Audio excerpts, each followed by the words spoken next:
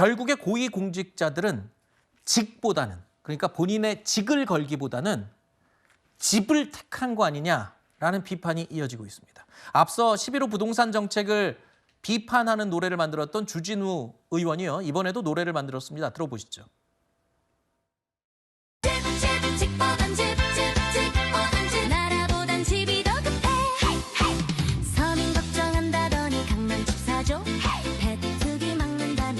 다주택 집값 잡는다더니 서민을 잡네. 자기 집값 오르니까 신나 보여요.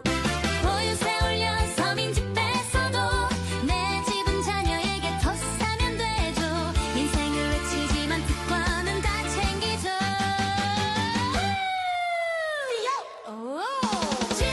집보단 집보단 집. 말로는 금지 손은 매입.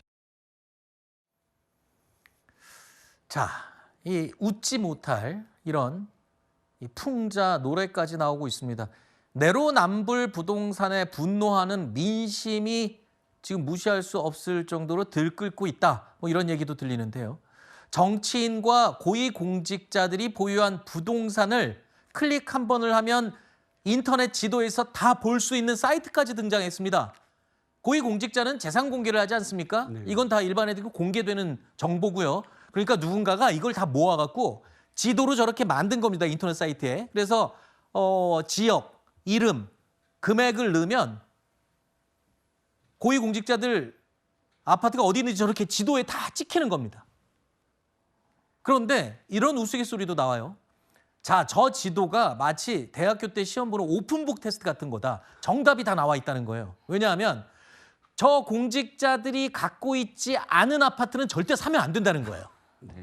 네, 그렇습니다. 지금 이렇게 웃지 못할 풍자가 왜 나오냐면 우리는 한번 겪었거든요. 문재인 정부 시절에 겪었습니다. 문재인 정부 시절에 집보다 집이다라는 게 어떻게 나타났냐면 2022년도에 고위공직자 그 재산 공개에서 봤더니 114명이나 집을 팔지 않았어요. 다 왜 문재인 대통령이 집을 팔라라고 종용을 했는데도 불구하고 끝까지 안 판 사람도 있죠. 안 판 사람들이 100명이 넘었거든요. 그러니까 그때 당시에 보니까 전부 다 강남 등 알짜배기에 전부 다 성남, 분당 이런 곳에 샀기 때문에 저기다 투자하면 우리가 똑같이 우리도 부동산을 굉장히 부동산에서 이득을 취할 수 있다. 이게 결과가 나왔거든요. 네. 그러니까 지금 아마도 이 정부 끝나갈 쯤에 이 기사 나왔어요.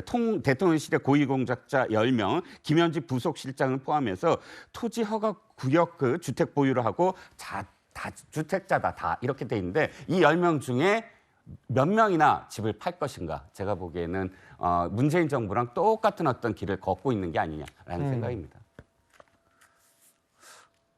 혹시라도 본인이 갖고 있는 집이 투자에 아주 좋은 지역인지 아닌지를 저런 지도를 보고 지금 인터넷 네티즌들이 확인하고 있다는 그런 웃지 못할 상황입니다.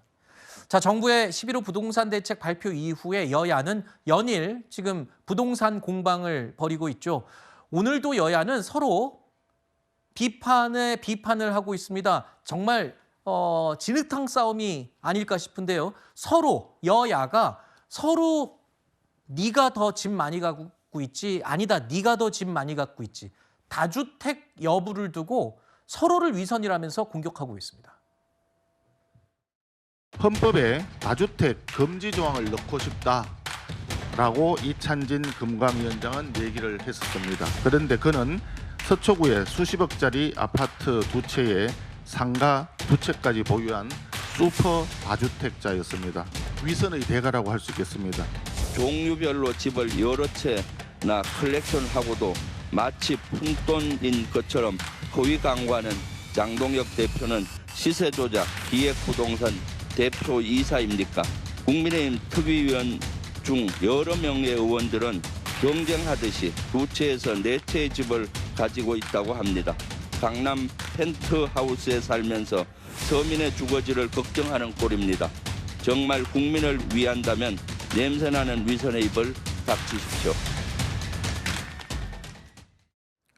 정부의 부동산 정책 내용 그리고 부동산 시장의 상황은 어디론가 사라지고 지금 정치권 여야의 내로남불 부동산 공방만 남는 것 같습니다. 서로 말싸움을 연일하고 있습니다. 자, 먼저 수세에 몰렸던 여당 더불어민주당의 수석 대변인 박수현 수석 대변인이 이렇게 먼저 공격을 날렸습니다. 주택 싹쓸이 위원장으로 새로 취임하시라. 이게 장동혁 국민의힘 대표를 향해서 한 말입니다.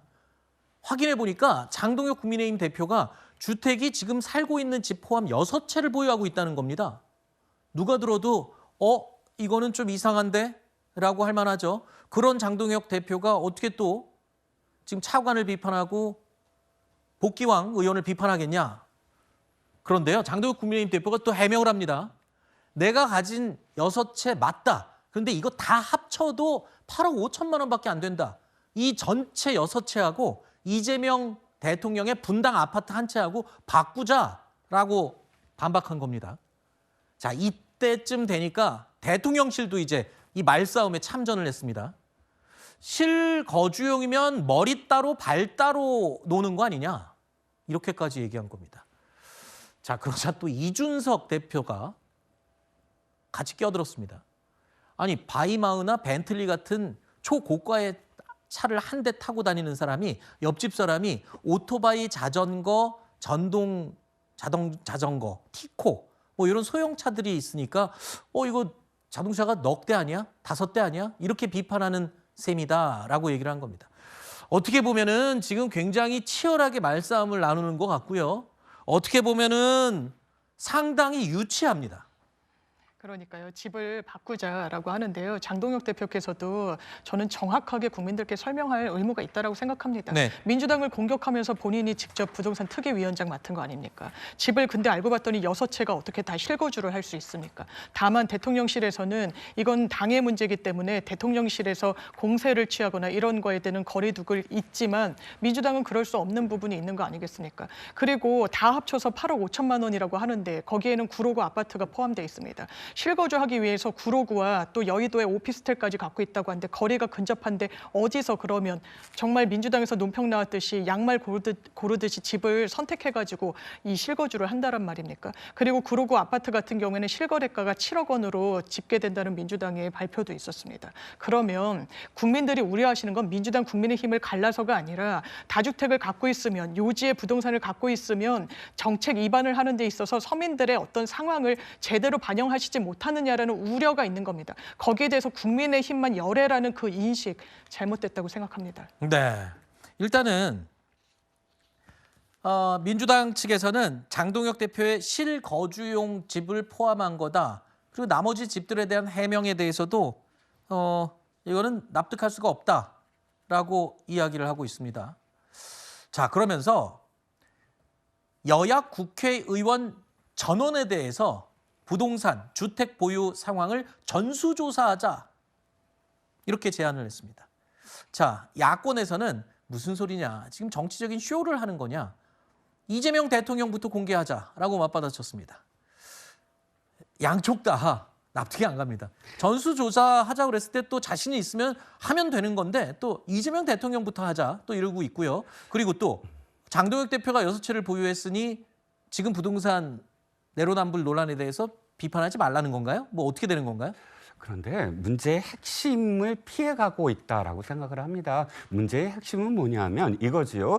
부동산 규제책을 낸 지금 이 정책의 주체자가 민주당 집권 여당과 지금 대통령실 아닙니까? 그럼 집권 여당한테 묻는 겁니다. 자신들은 부동산 투자를 했으면서 어떻게 자신들이 다 투자한 이후에 모든 것들을 다 규제를 해놓을 수가 있느냐, 이걸 묻는 건데 지금 다시 묻습니다. 전수조사를 한다는 건 모두 다 가지면 잘못했다. 아니, 부동산을 가진 게 잘못했다라고 국민의힘이 주장해 오지 않았거든요. 국민의힘이 주장하는 건 규제보다는 공급책으로 해야 된다라고 이야기하는 것인데 부동산을 많이 가진 게 서로 잘못이다라는 식으로 지금 이 프레임이 전환되다 보니까 네. 전수조사 운운합니다. 그런데 저는 이 핵심, 그러니까 규제책이 옳으냐, 과연 이 부분은 사실 정책적으로 더 토론을 해야 된다라고 생각을 합니다. 지금 이 말이 또 핵심일 수 있어요. 우리나라에서 집을 갖고 있는 게 죄가 되는 게 아니라 그 전에 갭 투자를 하거나 또는 이 국민들의 정서와 맞지 않는 나는 했지만 너희들은 하지 말아라 라는 식의 발언이냐. 실제로 이번에 11호 부동산 대책이 대출도 끊고 거래도 끊고 집을 아예 못 사게 막았잖아요. 근데 본인들은 다 했지 않느냐. 이걸 지금 비판하고 있는데 갑자기 그러면 의원들 집 갖고 있는 거 다 전수조사하자. 집 갖고 있는 게 죄입니까? 네, 그러니까요. 이 자산을 증식하고 이런 건 자본주의에서 너무나 당연한 선택지입니다. 그리고 이 부분이 비판의 어떤 중심이 돼서는 안 되는 거고 말씀 주셨다시피 이런 정책 위반을 했는데 그럼 당신은이라고 했을 때 답변을 할 수가 있었어야 네. 되는 거죠. 다만 아까도 저희가 부동산 지도 이 많은 네티즌들이 만든 것처럼 이미 고시가 돼 있습니다. 고위공직자의 재산은. 네. 그렇기 때문에 이 부분과 관련해서 어떤 불법성이나 위법성이 나오지 않는 이상 실제 전수조사로까지 이어질 수 있을지는 아직까지는 물음표인 것 같습니다. 알겠습니다.